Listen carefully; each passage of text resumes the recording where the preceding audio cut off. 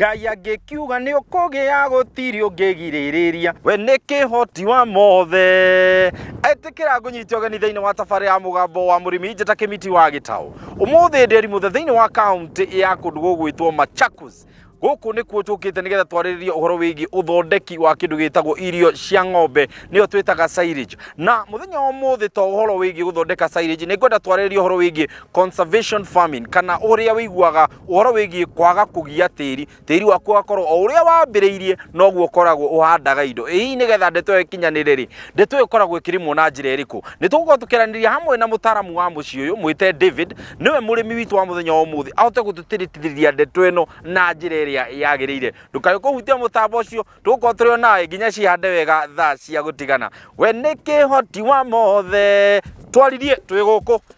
Habari zenu? Salama. Yeah. Salama sana, salama. Muko fiti? Naona tu bado ni kazi inaendelea. Na nyuma ni umaridadi ingine mingi sana. Asante, nataka kuiba huyu jamaa. Dakika moja. Mnanikubalisha? Asante sana. Najua nitakuja baadaye.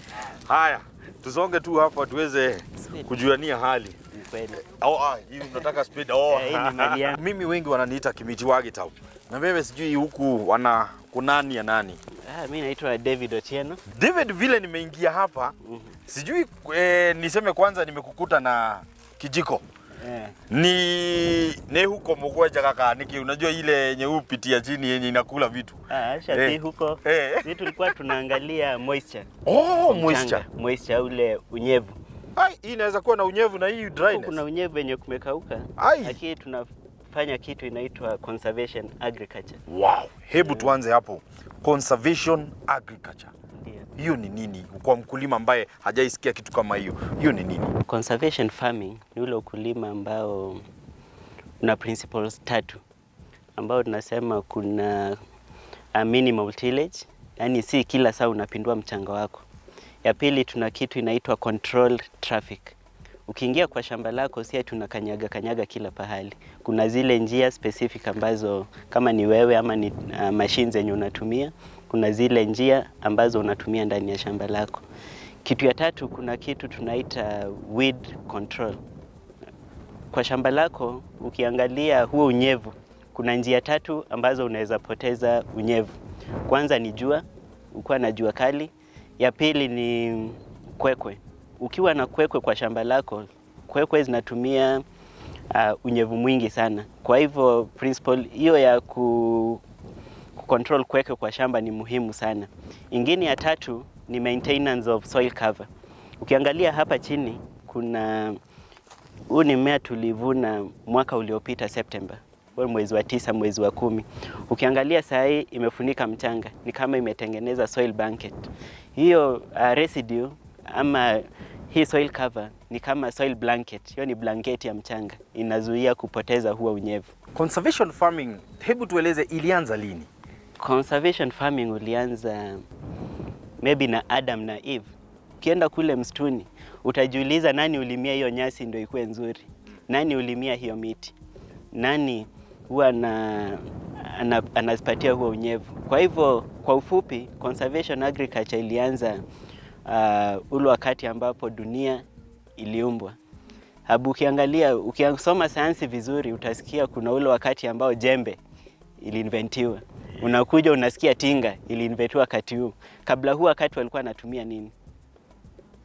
Na kwa nini tuseme ya kwamba uambie wakulima ingieni kwa conservation farming na hiyo ndio njia ambayo mtaweza kupata manufaa kwa kupitia shamba zenu? Kwa conservation farming kitu cha kwanza ukiangalia sehemu kama hizi kame za kama hapa Ukambani, unaangalia hatupati ile mvua ya kutosha. Na venye hatupati mvua ya kutosha, ukitembea huku nje utapata wakulima hawapati mazao ya kutosha. Ukipanda maharagwe saa hii, hata uwe na mvua ile kubwa, utapata mtu anapata kama tani 1 ya maharagwe. Lakini ukitumia conservation agriculture unapata tani 2 na nusu. Hiyo ni tofauti kubwa sana. Kwa hivyo nini inasababisha hii tofauti? Kwanza unaweza kuconserve moisture yako. Yaani moisture yako ukiangalia hapa chini huku kulinyesha mwisho tarehe 1 Januari. Na uliona penye tulikuwa tunachimba unyevu wetu uko sentimita kama 15. kwenda, kumaanisha saa hii tunaweza panda na mmea wetu uweze kujaminate vizuri. Secondly, hiyo kutolima ama kutotill inasaidia kureduce ile pesa yenye unatumia kwa ukulima. Kwa hivyo hii conservation agriculture ndio njia ya ukulima sahihi kwa hizi sehemu kame. Kama unataka kupata mazao mazuri, kama unataka kuconserve moisture yako vizuri, na kama pia unataka kusave pesa zako, fanya conservation agriculture. Hebu tueleze zile changamoto ambazo zinapitiwa wakati mtu anafanya conservation farming. Wakati mwingine unataka kuconserve hiyo moisture. Ukisema acha ni conserve moisture yangu, alafu nitatumia huu msimu unaokuja. Unaweza pata hiyo moisture kidogo, alafu mvua nayo ipotee. Kwa hivyo utabaki tu na hiyo moisture kidogo. Challenge nyingine utapata kuna zile kwekwe ambazo ni hadi. Zile ni ngumu kuua. Saa nyingine unazipata na mara mingi unapata kucontrol. Kuna zile dawa ambazo huwezi pata za kuzicontrol. So wakati inabidi kama ni kuchimba, ukuje uchimbe upate mzizi wa hiyo kwekwe ili uweze ukatoa. Otherwise hakuna changamoto mingi unaweza sema hapa kwa conservation agriculture. Kuna mambo mengi unasave ukifanya conservation agriculture. Kwanza unasave time, unasave pesa na unasave moisture kwa mchanga. Wow. Yeah. Kwa wale ambao wangependa kuanza ukulima huu wa conservation farming, sijui ni mashine zipi ambazo tunaweza sema unazihitaji, kwa sababu nimesikia kama jembe hapa ni kama hatuhitaji. Kuna zile mashine muhimu ukifanya large scale conservation agriculture. Ukiangalia hili shamba lilimwa miaka 7-9 imepita. Hatujalima tena. Kwa hivyo ukishalima ndio unahitaji planter. Na planter lazima iwe precisioned. Tukisema precision ndizo, unaona hizi rows zenye tunapanda lazima ziwe na spacing yenye inatoshana. Kwa hivyo kuna mashine inaitwa planter. Na ya tatu tuna sprayer. Sprayer ni ile inasaidia sasa kunyunyizia dawa. Kwa hivyo hizo mashine tatu ni muhimu sana kwa conservation agriculture. Nikisikiza kulingana vile unavyo tuelezea, na try kuona kwa yule mkulima ambaye yuko na mixed crop. Unakuta kwamba yuko na beans, yuko na mahindi na yuko na vitu kadhaa ndani ya ile shamba. Naona hiyo pia ni kama ni changamoto ama si changamoto kwa mkulima wa conservation farming. Kwa mkulima mdogo inaweza kuwa changamoto na pia inaweza kosa kuwa changamoto. Yes. Nasema hivyo sababu kama uko na ekari 2 ama 1, ule wakati una control kwekwe, unaweza control kabla kupanda. Ule msimu ambao uko na jua ama ule msimu hakuna mvua, una control kwekwe. Sababu kwekwe ukiua mapema haitamwaga mbegu. Kwa hivyo ukikuja kupanda hakutakuwa na hizo kwekwe ambazo zinamea. Yes.